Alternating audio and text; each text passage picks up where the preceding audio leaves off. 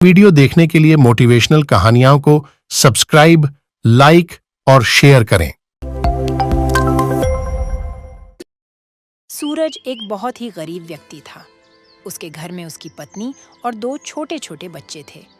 सूरज दूसरे के खेतों में काम करता था और उससे जो पैसे मिलते थे उनसे उन सभी का गुजारा होता था। अभी बच्चे बहुत छोटे थे, इसलिए उनके स्कूल का कोई खर्च नहीं था। पर सूरज की कमाई से उन चारों का खाना भी मुश्किल से चल पाता था। सूरज को कभी काम मिलता था तो कभी नहीं। उसे कभी कभी तो खाली ही घूमना पड़ता था। जिन दिनों उसे काम नहीं मिलता था तो उसके घर में खाने के भी लाले पड़ जाते थे। 3-4 दिनों से काम की तलाश में इधर उधर घूम रहा हूँ, लेकिन कोई काम मिलता ही नहीं। कुछ दिनों अगर ऐसे ही चलता रहा तो हमारे घर में खाना कैसे बनेगा? आप चिंता ना करें, अगर कुछ और दिन काम नहीं मिला तब भी हमारे दिन कट जाएंगे। आजकल काम का बहुत अकाल पड़ा हुआ है, बच्चे भी बड़े हो रहे हैं। मेरे पास उनके खाने पीने का भी पक्का इंतजाम नहीं है।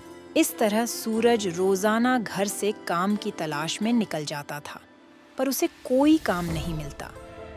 सूरज की बेटी गुड़िया का जन्मदिन आने वाला था। वह रोज अपनी माँ से कहती, मम्मी, याद है ना मेरा जन्मदिन आने वाला है। इस बार पिताजी मुझे नई फ्रॉक लाकर देंगे ना? उन्होंने मुझसे वादा किया था। हाँ बेटिया। वह अपनी बेटी को समझा तो देती है, लेकिन मन ही मन काफी चिंतित हो जाती है। काम ना मिलने की वजह से घर में खाने के भी लाले पड़े हुए थे, तो गुड़िया की फ्रॉक कहाँ से आती? शाम को सूरज हारा थका हुआ घर वापस लौटता है। क्या हुआ? आज भी दिन भर धक्के खाता रहा और कोई काम नहीं मिला। मेरे साथ और भी कई मजदूर भाई खाली हाथ घूम रहे हैं। पता नहीं कब काम मिलेगा। आपको जल्द से जल्द काम ढूंढना पड़ेगा, वरना खाने पीने के लाले तो पड़ेंगे ही। गुड़िया अलग से नाराज हो जाएगी। मैं भी दिन रात इसी चिंता में रहता हूँ, पर क्या करूँ? अगर कल कोई काम नहीं मिला तो अपनी जान पहचान के किसी आदमी से कुछ पैसे उधार ले लूंगा, पर गुड़िया को उसके जन्मदिन पर फ्रॉक जरूर दिलाऊंगा। गुड़िया का जन्मदिन पास आ रहा था और सूरज को यह चिंता सता रही थी कि उसके पास नई फ्रॉक के लिए पैसे कहाँ से आएंगे। सूरज 2-3 लोगों से पैसे मांगने की कोशिश करता है, लेकिन कोई उसे पैसे नहीं देता। आखिरकार वह एक पेड़ के नीचे बैठ जाता है। सूरज मन ही मन सोचता है, मैंने पूरी कोशिश करके देख ली, लेकिन कुछ भी काम नहीं आया। लेकिन मैं अपनी बेटी की इच्छा जरूर पूरी करूंगा, चाहे उसके लिए मुझे चोरी ही क्यों ना करनी पड़े। भगवान, मुझे माफ करना, मैं अपनी बेटी की आंखों में आंसू नहीं देख सकता हूँ। सूरज अपने मन में ऐसे विचार लेकर आगे बढ़ता है। कुछ दूर जाने पर उसे एक आलीशान मकान दिखता है। मकान काफी बड़ा लग रहा है। चलो, मैं इस मकान के अंदर जाता हूँ। जो भी पैसे मिलेंगे उनसे मैं अपनी गुड़िया के लिए एक नई फ्रॉक खरीद लूंगा। सूरज अपने भारी मन से विचार करते हुए उस मकान की ओर बढ़ता है। वह मकान में घुसने की कोशिश करता है। तभी सामने से मकान मालिक और उसकी पत्नी बाहर की ओर निकलते हैं। देखो रघुराम, बिटिया का अच्छे से ध्यान रखना, उसे कोई भी चीज की कमी ना हो। हम लोग जरूरी काम से बाहर जा रहे हैं। ये कहते हुए निकल जाते हैं। उन्हें जाता देख सूरज सोचता है, चलो, ये तो अच्छा है, ये लोग घर से बाहर चले गए। अब चोरी करने में थोड़ी आसानी होगी। सूरज रसोई की पीछे की दीवार की खिड़की से अंदर जाता है। अंदर उसे कोई भी नजर नहीं आता। वह चुपचाप अंदर चला जाता है और चोरी की नीयत से सामने वाले कमरे में जाता है। सूरज देखता है कि मेज पर नोटों की एक छोटी सी गड्डी पड़ी हुई है। बस सूरज उसे तुरंत अपने कुर्ते में छुपा लेता है और वहां से भागने की कोशिश करता है। सूरज जैसे ही घर से बाहर निकलता है, तुरंत किसी के रोने की आवाज आने लगती है। बचाओ, बचाओ, कोई मेरी मदद करो। सूरज खिड़की से वापस कूद जाता है और वहां जाता है जहां से आवाज आ रही थी।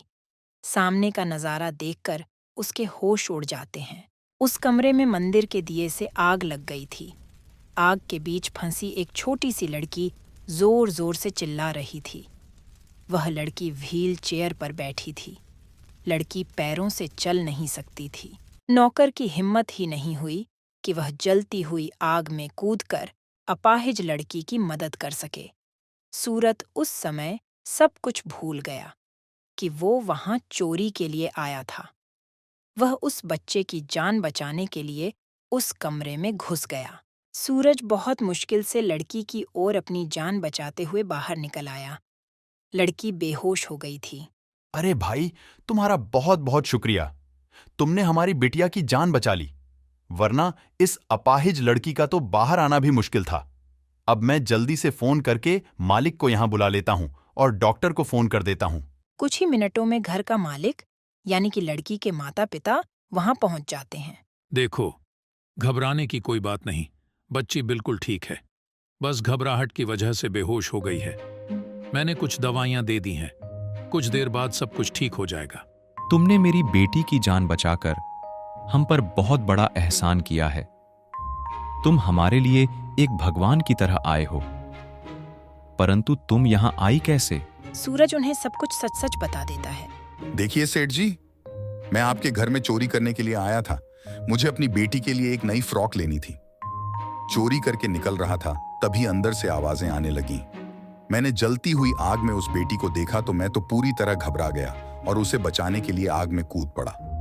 अपनी बच्ची के प्यार में आकर मैंने यह गलत काम किया। आप चाहे तो मुझे पुलिस में दे सकते हैं। तुमने अपनी बेटी की नजरों में सही बनने के लिए चोरी की, तो भला मैं तुम्हें पुलिस के हवाले क्यों करूं? तुम बुरा ना मानो तो क्या मैं तुम्हारी बच्ची के लिए कुछ पैसे दे सकता हूं, जिससे कि तुम उसके लिए एक नई और सुंदर फ्रॉक खरीद सको? आपका बहुत बहुत शुक्रिया मालिक। मैं चोरी जैसा काम जिंदगी में कभी नहीं करता अगर मैं मजबूर ना होता। मैं काम की तलाश में इधर उधर धक्के खा रहा था, पर काम नहीं मिल रहा था। अरे, तुम बहुत ही ईमानदार व्यक्ति हो। तुम एक काम करना, कल मेरे ऑफिस आ जाना। मैं तुम्हें वहां कोई ना कोई काम जरूर दिला दूंगा, जिससे तुम्हारी अच्छी खासी कमाई हो जाया करेगी। बहुत बहुत शुक्रिया साहब। घर का मालिक सूरज को 1000 रुपए देता है। सूरज खुशी खुशी बाजार से एक सुंदर सी फ्रॉक और एक गुड़िया लेकर घर पहुंचता है। पिताजी को देखो, वह मेरे लिए कितनी सुंदर गुड़िया और फ्रॉक लेकर आए हैं। ये फ्रॉक पहनकर तो मैं राजकुमारी के जैसी देखूंगी। सूरज अपनी पत्नी को सारी घटना बताता है। देखो, भगवान ने हमारी सुन ली। यदि मैं चोरी करके वहां से निकल जाता तो वह पैसे कितने दिन चल जाते। मालिक ने कल मुझे ऑफिस बुलाया है, वह मुझे अपने यहाँ काम पर रख लेंगे। देखो, मैं ना कहती थी, भगवान जरूर हमारी मदद करेंगे। आखिर उन्होंने हमारी सुन ही ली। सूरज रोज ऑफिस जाकर ईमानदारी से अपना काम करता और अपने बच्चों को बहुत अच्छे से पालता है। वीडियो देखने के लिए मोटिवेशनल कहानियों को सब्सक्राइब, लाइक और शेयर करें।